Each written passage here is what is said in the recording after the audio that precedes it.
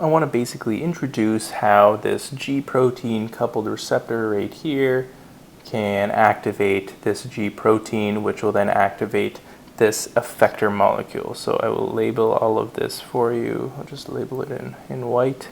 So this is your GPCR, your G protein coupled receptor. This is your G protein, and this is your effector molecule. So essentially what happens in a short summary is this GPCR will become activated.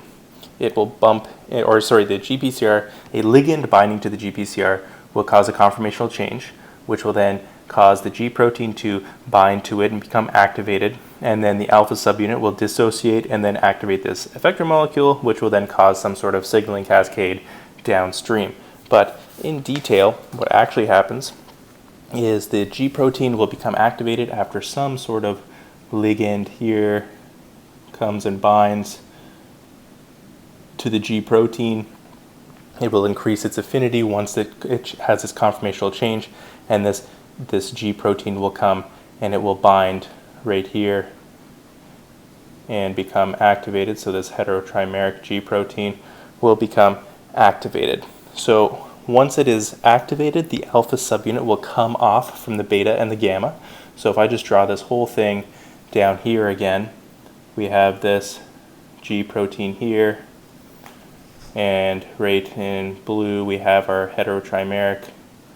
Here's your beta and your gamma, and then over here we have now our alpha that is attached to our effector molecule in green. So this is your effector molecule. So once it has the GTP attached to it, so I should write that in as well. You have your GTP attached to it, so the alpha is activated. It will stick to this effector molecule, and then it will activate something like an adenylyl cyclase, which will make cyclic AMP. So right here, you would have something come in, activate cyclic AMP, and then cyclic AMP can activate a bunch of other kinases like protein kinase A, which may activate protein kinase C, or some sort of phosphatase, which then may go and enter into the nucleus to activate some sort of transcription factor in the DNA to make a protein, which will come out and have some sort of cellular response.